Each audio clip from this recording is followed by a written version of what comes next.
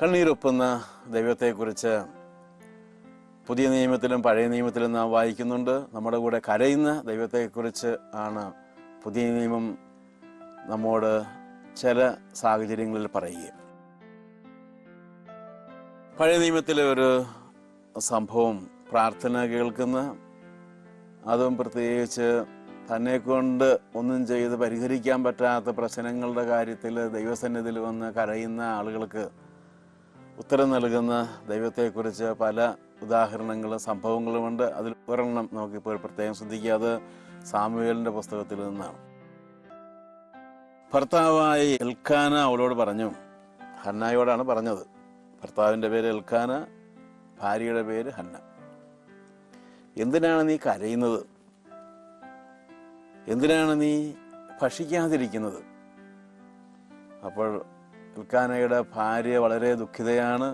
ഒക്കെ ആഹാരം പോലും കഴിക്കാനായിട്ട് പറ്റുന്നില്ല. എന്തിനു നീ ദുഃഖിക്കുന്നു? കരച്ചിൽ ദുഃഖത്തിൻ്റെ ഒരു അടയാളമാണ്. മനസ്സിൽ തങ്ങിക്കിടക്കുന്ന സഹിക്കാൻ പറ്റാത്ത മനസ്സിൻ്റെ ദുഃഖമാണ് പലരുടെയും ജീവിതത്തിൽ കണ്ണീരായി പുറത്തേക്ക് ഒഴുകുക. അവർക്ക് ജീവിതത്തിലെ സാമാന്യ കാര്യങ്ങളിൽ പോലും, സാധാരണ കാര്യങ്ങളിൽ പോലും ശ്രദ്ധയില്ലാത്തൊരവസ്ഥയ്ക്ക് വരുന്നു. തൻ്റെ ഭാര്യയെ ആശ്വസിപ്പിക്കാൻ വേണ്ടി എൽക്കാന പറഞ്ഞു നോക്കി, ഞാൻ നിനക്ക് 10 പുത്രന്മാരിൽ ഉപരിയല്ലേ. നമുക്ക് പെട്ടെന്നൊരു കാര്യം മനസ്സിലായി, ഹന്നായുടെ പ്രശ്നം മക്കളില്ല എന്നുള്ളതാണ്. നിന്റെ ഭർത്താവായ ഞാൻ നിനക്ക് 10 പുത്രന്മാരിൽ ഉപരിയല്ലേ. ഷീലോയിൽ വെച്ച് അവർ ഭക്ഷിക്കുകയും പാനം ചെയ്യുകയും ചെയ്തതിനു ശേഷം ഹന്ന എഴുന്നേറ്റ് കർത്താവിൻ്റെ സന്നിധിയിലേക്ക് ചെന്നു. കർത്താവ് കുറച്ചൊക്കെ ആശ്വസിപ്പിച്ചു. ഇത്രയൊക്കെ കേട്ടപ്പോഴത്തേക്കും ഹന്നയ്ക്ക് കുറച്ചൊക്കെ മനസ്സിനൊരു ആശ്വാസം തോന്നി. മക്കളില്ലെങ്കിലും എന്നെ സ്നേഹിക്കുന്നൊരു ഭർത്താവുണ്ടല്ലോ എന്ന ചിന്ത കൊണ്ട് അവൾ അല്പം ആഹാരമൊക്കെ കഴിച്ച് അവൾ ജെറുസലേം ദേവാലയത്തിലേക്ക് കടന്നു ചെല്ലുകയാണ്. കർത്താവിൻ്റെ സന്നിധിയിൽ വന്നു, ജെറുസലേം ദേവാലയത്തിൽ വന്നു. പുരോഹിതനായ ഏലി ദേവാലയത്തിൻ്റെ വാതിൽപ്പടിക്ക് സമീപം ഒരു ബലിപീഠത്തിൽ ഇരിക്കുന്നുണ്ടായിരുന്നു, ഒരു പീഠത്തിലിരിക്കുന്നുണ്ടായിരുന്നു. ഹന്ന കർത്താവിനോട് ഹൃദയം നൊന്ത് കരഞ്ഞ് പ്രാർത്ഥിച്ചു. ഹൃദയം നൊന്ത് കരഞ്ഞ് പ്രാർത്ഥിക്കുന്നതിനൊരു ഉദാഹരണമാണ് ഹന്ന. നമുക്ക് ഇന്നും നമ്മുടെ ചില പ്രശ്നങ്ങൾക്ക്, നാം എത്ര ശ്രമിച്ചാലും പരിഹരിക്കാൻ പറ്റാത്ത ചില പ്രശ്നങ്ങൾക്ക് ഉത്തരം ഈ പ്രാർത്ഥന തന്നെയാണ്. അതാണല്ലോ മതവും ശാസ്ത്രവും തമ്മിലുള്ള വ്യത്യാസം. ശാസ്ത്രത്തിന് ഒരു കാര്യം വേണമെങ്കിൽ ഒരു കാരണം വേണം. അതുകൊണ്ട് ആരും ഒരു ആശുപത്രിയിൽ പോയി ഡോക്ടറുടെ അടുത്ത് നടക്കാൻ പറ്റാത്തൊരു കാര്യത്തിന് വേണ്ടി കരയാറില്ല. ഡോക്ടർക്ക് ചെയ്യാവുന്ന കാര്യങ്ങളെക്കുറിച്ച് പറയാറുണ്ട്, ഒരുപക്ഷെ ദുഃഖം കൊണ്ട് പറയാറുണ്ട്. അത് ഡോക്ടർക്ക് ചെയ്യാവുന്ന കാര്യങ്ങളെക്കുറിച്ചാണ്. ഡോക്ടർക്ക് ചെയ്യാൻ പറ്റാത്ത കാര്യത്തെക്കുറിച്ച് ആരും അവിടെ പോയി കരയാറില്ല. കാരണം ശാസ്ത്രത്തിന് അതേ പറ്റൂ. എന്നാൽ മതം ശാസ്ത്രത്തിൽ നിന്ന് വളരെ വ്യത്യസ്തമാണ്. കാരണമില്ലാണ്ട് തന്നെ കാര്യമുണ്ടാകാമെന്നാണ് മതം പറയുന്നത്. ഇത് തന്നെയാണ് മതവും ശാസ്ത്രവും തമ്മിലുള്ള വ്യത്യാസം. ശാസ്ത്രത്തിനെല്ലാം കാരണങ്ങളെ അടിസ്ഥാനപ്പെടുത്തിയുള്ളതാണ്. അതേ കാരണം അതേ രീതിയിൽ ഏത് ലോകത്തിലെ എവിടെ ആവർത്തിക്കപ്പെട്ടാലും ആ കാര്യം ഉണ്ടാവും. അതാണ് ശാസ്ത്രത്തിനെ മുന്നോട്ട് നയിക്കുന്ന പ്രധാനപ്പെട്ട തത്വം. എന്നാൽ മതപരമായ ചിന്ത ഇതാണ്, ഒരു കാരണവുമില്ലാണ്ട് തന്നെ കാര്യമുണ്ടാകാമെന്ന് പറയുകയാണ്. അത് കൃത്യസമയത്ത് കൃത്യതയിൽ ഒരു നാട്ടിൽ ചെയ്തപ്പോൾ ഉണ്ടായ പോലെ വേറൊരു നാട്ടിൽ, അങ്ങനെയല്ല, വളരെ വ്യത്യസ്തമായ രീതിയിൽ കാരണമില്ലാണ്ട് തന്നെ കാര്യമുണ്ടാകാമെന്ന് പറയുന്നതാണ് മതം. ഹന്ന ദൈവസന്നിധിയിൽ പോയി കരയുകയാണ്. എനിക്ക് പ്രായമാകുന്നു, കുഞ്ഞുങ്ങളില്ല. ഹൃദയം നൊന്ത് അവൾ പ്രാർത്ഥിച്ചു. അവൾ അങ്ങനെ പ്രാർത്ഥിച്ചുകൊണ്ടിരുന്നപ്പോൾ ദൈവത്തോട് ഒരു നേർച്ചയും നേർന്നു. ദൈവമേ, സൈന്യങ്ങളുടെ കർത്താവേ, ഈ ദാസിയുടെ സങ്കടം കണ്ട് അങ്ങ് എന്നെ സ്മരിക്കണമേ. അങ്ങയുടെ ദാസിയെ മറന്നു പോകരുതേ. എനിക്കൊരു പുത്രനെ നൽകിയാൽ അവൻ്റെ ജീവിതകാലം മുഴുവൻ ഞാൻ അവനെ അങ്ങേക്ക് പ്രതിഷ്ഠിക്കും. അത് അമ്മയുടെ ആഗ്രഹം. പ്രായപൂർത്തിയാകുമ്പോൾ മകനത് പാലിക്കുന്നുണ്ടോ ഇല്ലയോ എന്നുള്ളത് അമ്മയുടെ നിയന്ത്രണത്തിൽപ്പെട്ട കാര്യമല്ല. തീർച്ചയായും മാതാപിതാക്കന്മാർക്ക് നല്ല ലക്ഷ്യമൊക്കെ വെച്ച് പ്രാർത്ഥിക്കാം. എൻ്റെ മകനെ ഞാൻ പ്രതിഷ്ഠിക്കും, അവനൊരു വൈദികനാക്കണമേ, അല്ലെങ്കിൽ വേറെ ഒരു പ്രൊഫഷനിലേക്ക് നയിക്കണം, ജീവിതാന്തസ്സിലേക്ക് നയിക്കണമെങ്കിൽ പ്രാർത്ഥിക്കുക, അത് അവരുടെ പ്രാർത്ഥന. ഇതുപോലെ ഹന്ന ഒരു നേർച്ച നേർന്ന് പ്രാർത്ഥിക്കുകയാണ്. അപ്പോൾ ആ നേർച്ചയ്ക്കൊക്കെ അത്രേ അർത്ഥമുള്ളൂ. കാരണം മകൻ വൈദികനാകുമോ ഇല്ലയോ എന്ന് നേർച്ച നേരുന്ന അല്ലെങ്കിൽ പ്രതീക്ഷിക്കുന്ന അപ്പനും അമ്മയ്ക്കൊന്നും ഉറപ്പില്ല. കാരണം പ്രായപൂർത്തിയാകുമ്പോൾ ഓരോ വ്യക്തിയും തീരുമാനിക്കേണ്ടതാണ് വൈദികനാകണമോ, ദൈവത്തിന് അവരുടെ ജീവിതത്തെ ഒരു പ്രത്യേക രീതിയിൽ പൂർണ്ണമായി പ്രതിഷ്ഠിക്കണമോ എന്ന് ഉള്ളതെല്ലാം. അങ്ങനെ ഹന്ന അവിടെ നിന്ന് പ്രാർത്ഥിക്കുകയാണ്. ഈ പ്രാർത്ഥനയെല്ലാം കേട്ടുകൊണ്ട് അവളുടെ കരഞ്ഞ് വിലപിച്ച് ഇങ്ങനെ പ്രാർത്ഥിക്കുന്ന ഈ പ്രാർത്ഥനയെല്ലാം കേട്ടുകൊണ്ട് പുരോഹിതനായ ഏലി കുറച്ച് മാറി ഒരു പീഠത്തിരിപ്പ്. അദ്ദേഹം ഉടനെ അങ്ങോട്ട് വന്നു. നീ എന്താണ് കുടിച്ച് ഉന്മത്തയായിട്ട് ബോധമില്ലാത്ത സ്ത്രീയെ പോലെ പള്ളിയിൽ വന്ന് നിൽക്കുന്നത്? നീ ഇങ്ങനെ കുടിച്ചു വന്നിരിക്കുകയാണ്. ഉടനെ തന്നെ ഹന്ന പറഞ്ഞു, ഞാൻ കുടിച്ചു നിൽക്കുന്നതല്ല, എൻ്റെ ഹൃദയത്തിൻ്റെ ദുഃഖവും പ്രയാസവും എല്ലാം ഞാൻ ദൈവസന്നിധിയിൽ ഞാൻ അങ്ങനെ സമർപ്പിക്കുകയാണെന്ന് പറഞ്ഞു. ഉടനെ ആ പുരോഹിതൻ്റെ ഉള്ളിൽ അറിവിൻ്റെ വചനമായി ദൈവം സംസാരിച്ച് അവരോട് പറയുകയും, നിനക്കിനി കരയേണ്ടതായിട്ട് വരികയില്ല, നീ വീട്ടിൽ ചെല്ലും, നിനക്ക് നിൻ്റെ ഭർത്താവിൽ നിന്ന് ദൈവം ഒരു കുഞ്ഞിനെ നൽകും. അങ്ങനെ കിട്ടിയ കുഞ്ഞാണ് സാമുവേൽ. സാമുവേൽ പിന്നീട് ഇസ്രായേലിലെ വളരെ ശക്തനായ പ്രവാചകനായി മാറുകയാണ്. അദ്ദേഹമാണ് ഇസ്രായേലിന് വേണ്ടി ആദ്യത്തെ രാജാവിനെ അഭിഷിക്തനാക്കുന്നത്, സാവൂളിനെ അഭിഷിക്തനായി മാറ്റുന്നത്. നമുക്കുത്തരമില്ലാത്ത പ്രശ്നങ്ങൾക്കും കണ്ണീരിലൂടെ പ്രാർത്ഥനയിലൂടെ നമുക്ക് അത്ഭുതകരമായി ഉത്തരം കണ്ടെത്താനായിട്ട് പറ്റും. നാം നിർമ്മല ഹൃദയത്തോടു കൂടിയാണ് ദൈവത്തെ അന്വേഷിക്കുന്നതെങ്കിൽ വിശുദ്ധ ഹൃദയർ ദൈവത്തെ കാണും. സന്മനസ്സുള്ളവർക്ക് സമാധാനം. ഇതൊക്കെ ബൈബിളിൽ വളരെ പ്രധാനപ്പെട്ട ഒരു പ്രാർത്ഥനയാണ്. എന്തോരം കരഞ്ഞാലും ദൈവം നമ്മുടെ പ്രാർത്ഥന കേൾക്കണമെന്നില്ല. ചില വ്യവസ്ഥകളുണ്ട്. വിശുദ്ധ ഹൃദയർ ദൈവത്തെ കാണും. സന്മനസ്സുള്ളവർ സമാധാനം ഉണ്ടാകും. നമുക്ക് ചെയ്യേണ്ട കാര്യങ്ങൾ നാം ചെയ്യണം. ഹന്നയ്ക്കും എൽക്കാനയ്ക്കൊക്കെ ചെയ്യാവുന്ന കാര്യങ്ങളൊക്കെ അവർ ചെയ്തു. അവർക്ക് ശിശുവുണ്ടായില്ല, പക്ഷെ അവർ പ്രാർത്ഥിച്ചപ്പോൾ ഡിവൈൻ ധ്യാന കേന്ദ്രവുമായി ബന്ധപ്പെട്ട് മക്കളില്ലാത്ത ദമ്പതികൾക്ക് വേണ്ടിയുള്ള പ്രാർത്ഥന വർഷങ്ങളായി നടക്കുന്നുണ്ട്. ധാരാളം പേര് എല്ലാ മാസത്തിലെയും ആ ശുശ്രൂഷകൾ പങ്കെടുക്കുന്നുണ്ട്.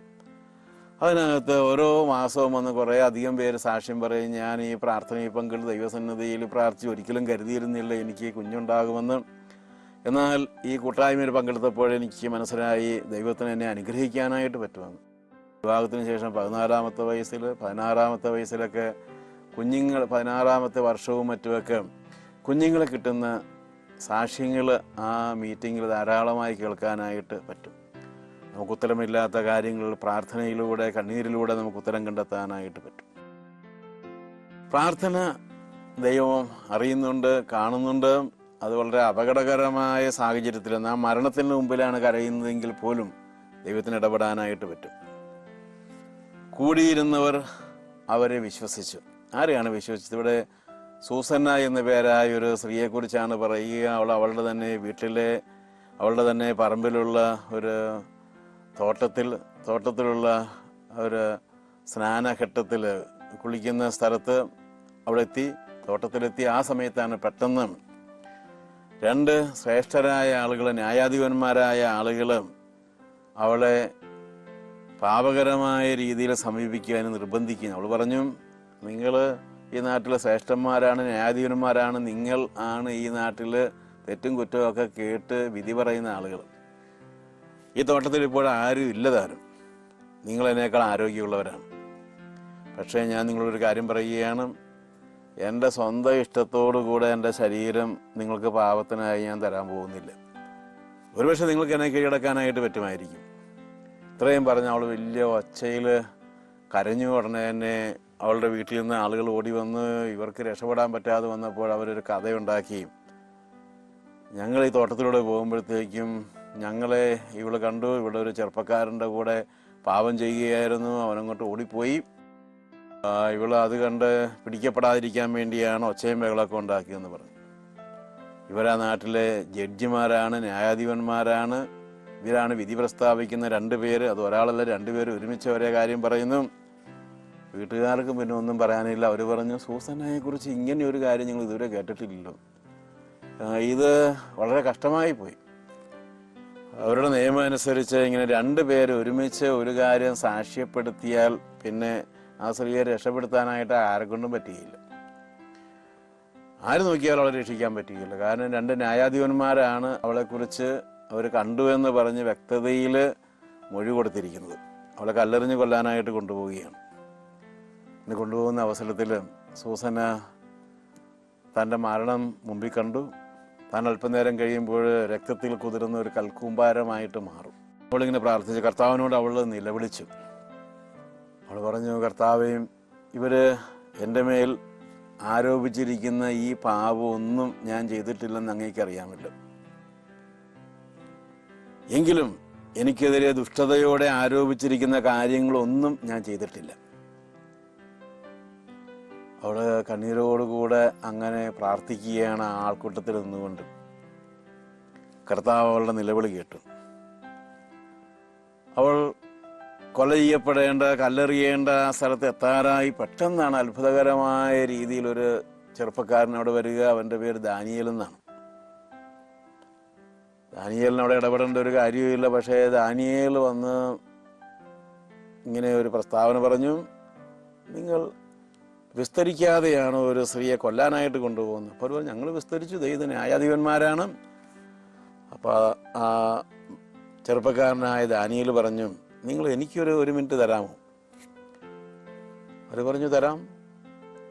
ദാനിയേൽ ആ ന്യായാധിപന്മാർ 2 പേരെയും 2 സ്ഥലത്തേക്ക് മാറ്റി നിർത്തി, പരസ്പരം കേൾക്കാൻ പറ്റാത്ത അകലത്തിൽ നിർത്തി കുറേ പേരെ തൻ്റെ കൂടെ കൊണ്ടുപോയി. എന്നിട്ട് ദാനിയേൽ ഒരു ന്യായാധിപനോട് ചോദിച്ചു, താൻ നട്ടുച്ചയ്ക്ക് കണ്ടു, തൻ്റെ കണ്ണിന് കാഴ്ചയുണ്ട്, താൻ കണ്ടതാണ് പറഞ്ഞത്, അത് ഉച്ചനേരത്താണ് കണ്ടതും, താൻ ഏത് മരത്തിൻ്റെ ചുവട്ടിൽ വെച്ചാണ് അവളെ കണ്ടത്?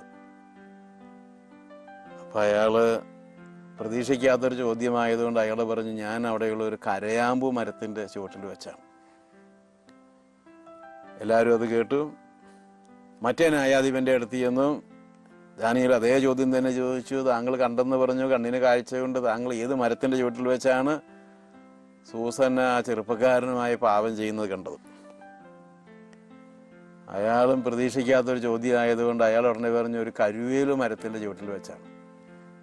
ഉടനെ ആളുകൾക്ക് മനസ്സിലായി, ഇവർ കള്ളത്തരമാണ് പറയുന്നതെന്ന് മനസ്സിലായി.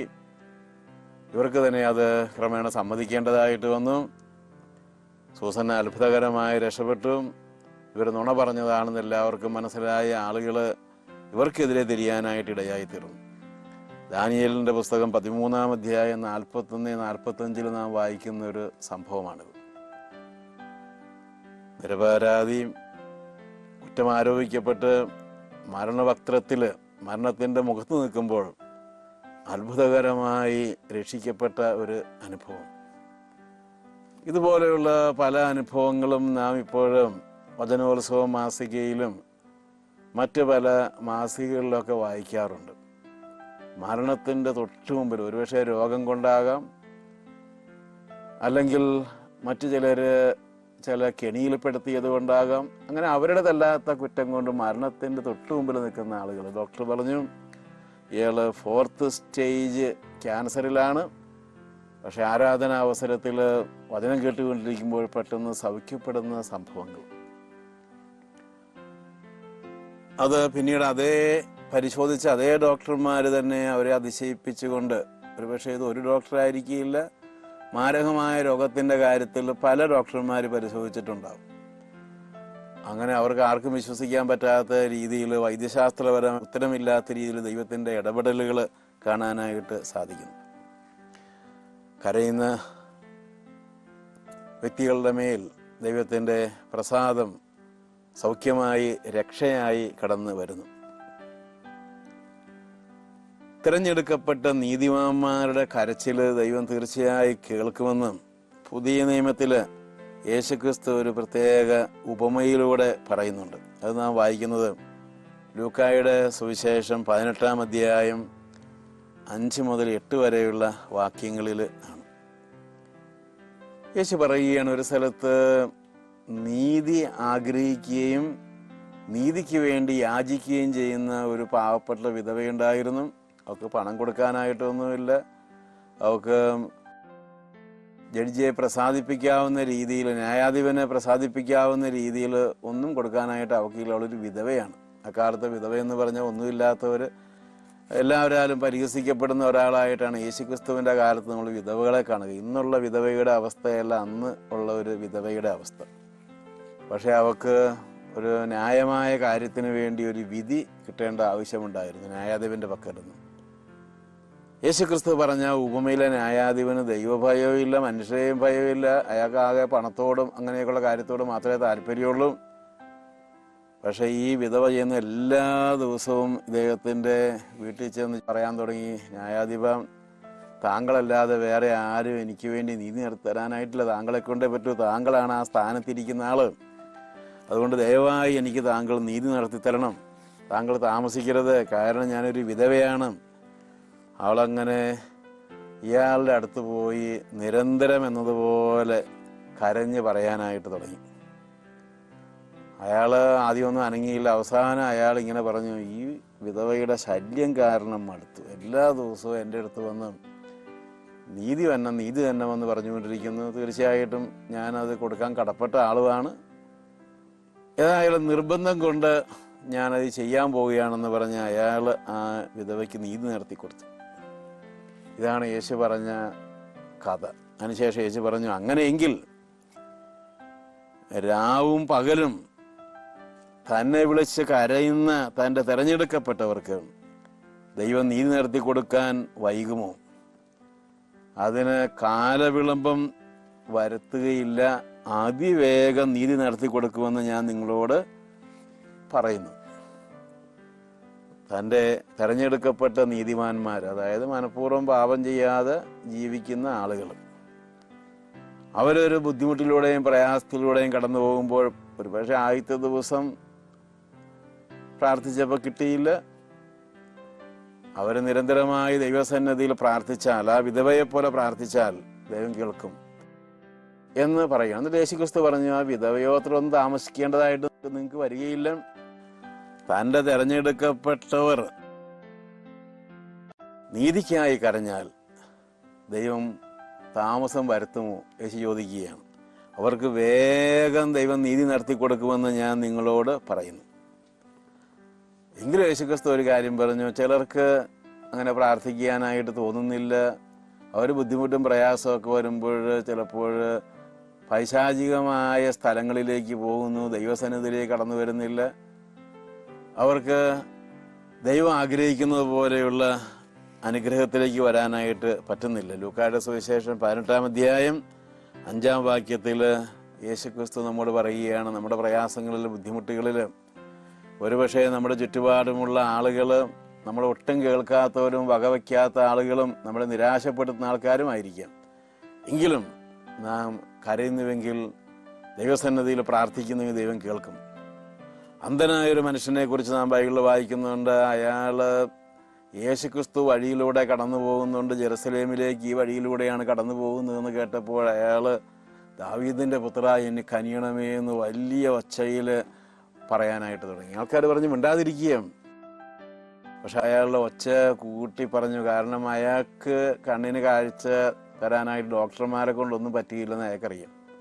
കാരണം ചികിത്സിച്ച് ഭേദമാക്കാവുന്ന ഒരു രോഗമല്ല അയാൾക്കുള്ളത്. അയാൾക്ക് സൗഖ്യം കിട്ടണമെങ്കിൽ ഇപ്പോൾ യേശുക്രിസ്തു പോകുന്ന അവസരത്തിൽ അയാൾക്ക് കിട്ടണം. അയാൾ ഒച്ചത്തിൽ വിളിച്ചു പറഞ്ഞു. യേശുക്രിസ്തു അത് കേൾക്കുകയാണ്. ആൾക്കൂട്ടത്തിൻ്റെ ആരവത്തിനിടയ്ക്ക് യേശുക്രിസ്തു അത് കേട്ടു. യേശുക്രിസ്തു പറഞ്ഞു, അയാളെ ദയവായി എൻ്റെ അടുത്തേക്ക് കൊണ്ടുവരിക. അയാളെ കൊണ്ടുവന്നു. യേശുക്രിസ്തു അയാളോട് പറഞ്ഞു, നിനക്ക് കാഴ്ച ലഭിക്കട്ടെ. ബൈബിൾ നമ്മെ വളരെയേറെ ധൈര്യപ്പെടുത്തുന്ന ഒരു പുസ്തകം കൂടിയാണ്. നാം ഉത്തരമില്ല എന്ന് കരുതുന്ന പല പ്രശ്നങ്ങൾക്കും നാം ഒരുപക്ഷെ ഒരു രാത്രിയിലോ 2 രാത്രിയിലോ ഒക്കെ ഇരുന്ന് കരയാൻ തയ്യാറാണ്. വിലാപങ്ങളുടെ പുസ്തകത്തിൽ പറയുന്നത് പോലെ ദിവ്യകാരുണ്യ ആരാധനയുടെ മുമ്പിൽ ഇരുന്ന് കരയാൻ തയ്യാറാണെങ്കിൽ നമുക്ക് ഉത്തരം കിട്ടിയെന്നിരിക്കും. ഒരുപക്ഷെ കുടുംബം തകർച്ചയുടെ വക്കിലാണ്, എന്താ ചെയ്യേണ്ടതെന്ന് അറിയാൻ പാടില്ല, ഒരു ഉത്തരവുമില്ലാത്ത ചില പ്രശ്നങ്ങളിലൂടെ കടന്നു പോകുന്നു. അങ്ങനെയുള്ള ചില സാഹചര്യങ്ങളിൽ ചില ഭർത്താക്കന്മാർ, ചില ഭാര്യമാർ, അല്ലെ മക്കളുമായി ബന്ധപ്പെട്ട ചില പ്രശ്നത്തിൽ ചില അപ്പന്മാർ, അമ്മമാർ 2, 3, 4 ദിവസമൊക്കെ ജോലിക്ക് പോലും പോകാതെ അവധി വാങ്ങിച്ച് ദിവ്യകാരുണ്യ പള്ളിയിലും മറ്റുമൊക്കെ പോയിരുന്ന് പ്രാർത്ഥിക്കുന്നു, അല്ലെങ്കിൽ ഒരു ധ്യാനം കൂടി പ്രാർത്ഥിക്കുന്നു. ആ ധ്യാനത്തിലൂടെ അവർക്ക് ദൈവം അത്ഭുതകരമായി ചില വെളിപ്പെടുത്തലുകൾ നൽകി അവരെ ശക്തിപ്പെടുത്തി അനുഗ്രഹിക്കുന്നതായി നമുക്ക് കാണാനായിട്ട് പറ്റും. പക്ഷേ പല ആളുകളും അതിന് തയ്യാറല്ല. അവർ പ്രാർത്ഥിക്കാനും തയ്യാറുള്ള, ധ്യാനത്തിന് പോകാനും തയ്യാറുള്ള, ദിവ്യകാരുണ്യത്തിനും തയ്യാറുള്ള. അവർ ചില ന്യായങ്ങളൊക്കെ പറഞ്ഞു. ഞങ്ങളുടെ വീട്ടിൽ പ്രാർത്ഥനയുണ്ട്, ഞങ്ങൾ പാരമ്പര്യമായിട്ട് ക്രിസ്ത്യാനികളാണ്, ഞങ്ങൾ ചിലപ്പോൾ അവിടെ ഇരുന്ന് അത് കേൾക്കുന്നുണ്ട്, ഇത് കേൾക്കുന്നുണ്ട്, ഞങ്ങൾ ആ നൊവേന ചെല്ലുന്നുണ്ട്, ആ കൊന്ത ചെല്ലുന്നുണ്ട്. അവർ ഒരിക്കലും വ്യത്യസ്തമായ രീതിയിൽ നമ്മുടെ പ്രശ്നങ്ങൾ നമുക്ക് ഉത്തരമില്ലാത്തതാണെങ്കിൽ നാം തീർച്ചയായും അതിനുവേണ്ടി കുറച്ച് സമയം ചെലവഴിക്കാനായിട്ട് തയ്യാറാകണം. ആളുകൾ നമ്മളെ തടസ്സപ്പെടുത്തിയാലും നാം ആ അന്ധനെ പോലെ കരയാനായിട്ട് തയ്യാറാകണം. അതും ബുദ്ധിമുട്ടിക്കഴിഞ്ഞാൽ നമുക്ക് ദൈവത്തിൽ നിന്ന് ഉത്തരം കിട്ടുമെന്നുള്ളതിന് ആശ്വാസത്തിൻ്റെയും ബലപ്പെടുത്തുന്നതുമായ ചില പ്രസ്താവനകളാണ് പുതിയ നിയമം നമുക്ക് തരുന്നത്. നമ്മുടെ കണ്ണീരിന് മറ്റൊരു പ്രധാനപ്പെട്ട കാരണമായി ബൈബിള് പറയുന്നത് ദൈവത്തെ കാണാൻ വേണ്ടിയുള്ള കണ്ണീര്. അത് തീർച്ചയായും ധാരാളം ഫലദായകമാണ്. നിങ്ങൾ ദൈവത്തെ അന്വേഷിക്കുക, നിങ്ങൾക്കെല്ലാം കൂട്ടിച്ചേർത്ത് തരപ്പെടും. ബൈബിളിലെ ഒരു സംഭവം നമുക്ക് ഓർക്കാം. അത് യോഹന്നാന്റെ സുവിശേഷം 20-ാം അധ്യായമാണ്. യേശുക്രിസ്തുവിൻ്റെ ഉയർപ്പിന് ശേഷം യേശുക്രിസ്തുവിൻ്റെ കല്ലറയിലെത്തിയ ചില സ്ത്രീകളും യേശുവിൻ്റെ അപ്പസ്തോലന്മാരും എല്ലാം ശൂന്യമായ കല്ലറയാണ് കണ്ടത്. യേശുവിൻ്റെ വസ്ത്രത്തിൻ്റെ ചില ഭാഗങ്ങളെല്ലാം അവിടെ ചുരുട്ടി പല സ്ഥലത്ത് ഒരു കല്ലറയിൽ കിടപ്പുണ്ട്. അപ്പോഴും യേശുക്രിസ്തുവിൻ്റെ കൂടെ ഉണ്ടായിരുന്ന സ്ത്രീകളിൽ ഒരാൾ, മറിയമെന്ന സ്ത്രീ, കരഞ്ഞുകൊണ്ട് ആ കല്ലറയുടെ അടുത്തുള്ള ഒരു തോട്ടത്തിൽ അങ്ങനെ നിൽക്കുകയാണ്. യേശു ചോദിച്ചു, നീ എന്തിനാണ് കരയുന്നത്? യേശു വിളിച്ചു, മറിയം. അവൾ പറഞ്ഞു, റബോനി, ഹെബ്രായ ഭാഷയിൽ ഗുരു എന്നാണ് അർത്ഥം. സ്ത്രീയെ, എന്തിനാണ് നീ കരയുന്നത്? നീ ആരെയാണ് അന്വേഷിക്കുന്നത്? അവൾ കരഞ്ഞത് യേശുക്രിസ്തുവിനെ അന്വേഷിച്ച് ആണ്. യേശുക്രിസ്തുവിനെ അന്വേഷിക്കുന്നവർ തീർച്ചയായും ബാക്കി എല്ലാ കാര്യത്തിലും അവർ അനുഗ്രഹീതരായി മാറും. ബൈബിളിലൊരു പ്രസ്താവനയാണ്, നിങ്ങൾ ആദ്യം ദൈവത്തെ അന്വേഷിക്കുക, നിങ്ങൾക്ക് ആവശ്യമുള്ളതെല്ലാം കൂട്ടിച്ചേർത്ത് തരപ്പെടും. സങ്കീർത്തനത്തിൽ 14-ാം അധ്യായത്തിലും നാം ഇത് വായിക്കുന്നുണ്ട്. ദൈവം സ്വർഗത്തിൽ നിന്ന് നോക്കി തന്നെ അന്വേഷിക്കുന്നവരാരെങ്കിലും ഉണ്ടോ എന്ന്. തീർച്ചയായും മറിയം അന്വേഷിക്കുന്നത് യേശുക്രിസ്തുവിനെ ഒരു പ്രത്യേക സാഹചര്യത്തിലാണ്. പക്ഷേ നമുക്കെല്ലാവർക്കും ഇത് യേശുക്രിസ്തുവിനെ അന്വേഷിച്ചാൽ കണ്ടെത്താൻ പറ്റും എന്നതിന് ഒരു ഉദാഹരണമായിട്ട് ഈ കാര്യം എടുക്കാനായിട്ട് പറ്റും. ജെറമ്യാ 29:11 പറയുന്നുണ്ട്, നിങ്ങൾ പൂർണ്ണ ഹൃദയത്തോടെ എന്നെ അന്വേഷിച്ചാൽ എന്നെ കണ്ടെത്താനായിട്ട് ഞാൻ തന്നെ ഇടയാക്കും. നമ്മൾ പൂർണ്ണ ഹൃദയത്തോടെയാണ് ദൈവത്തെ അന്വേഷിക്കുന്നതെങ്കിൽ ദൈവം തന്നെ ഇടയാക്കും ദൈവത്തെ കണ്ടെത്താനായിട്ടും. കണ്ണീരൊപ്പുന്ന ദൈവത്തെക്കുറിച്ച് ഏശയ്യാ 25 നാം വായിക്കുന്നു. ഒട്ടും കണ്ണീരില്ലാത്ത, കണ്ണീരെല്ലാം ഒപ്പിമാറ്റപ്പെട്ടൊരു സ്ഥലമായിട്ടാണ് സ്വർഗത്തെക്കുറിച്ച് വെളിപാടിൻ്റെ പുസ്തകം 7 വായിക്കുക. ബൈബിൾ നാം പരിചയപ്പെടുന്ന ദൈവം നമ്മുടെ കണ്ണീരൊപ്പുന്ന ദൈവമാണ്.